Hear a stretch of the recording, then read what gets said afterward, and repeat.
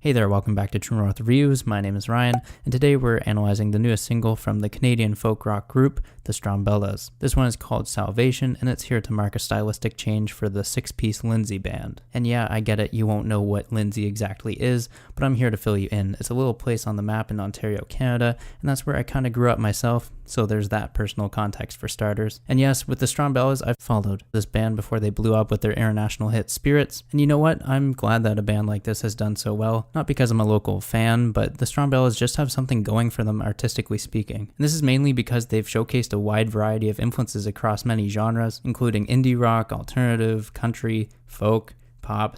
This band is basically at the intersection of all these sounds and styles, and it's not until you hear them for yourself that you'll get where I'm coming from. So after dropping the massive hit album Hope, which came out in 2016, this band has been riding a mile-high wave of success. And it comes with no surprises, there are just so many great songs on this album, it really deserves praise beyond the singles of We Don't Know and Spirits, as other tracks like Wild Sun and Shovels and Dirt spawned their way to being a couple of my favorite songs from 2016. In part, this was due to their catchy nature, but also because of the relatable lyrics of someone trying to understand the internal mechanisms of greed, insomnia, hatred, and pessimism. And although these are all relevant in 2018, especially when we feel like we have no faith in humanity, the newest single from the Strumbellas is here to offer the real hope that their latest album did not offer. Lyrically, this new track Salvation is much more positive as it sees the narrator finding joy in dancing under streetlights, shouting from rooftops, crowd surfing, and even spending money on things that don't matter. So through these little actions, it feels like the narrator can love himself even though others are not telling him how hard life can actually be. And it's in the bridge where we find out another person is the source of the narrator's salvation, as they vow to look after him when the day is done,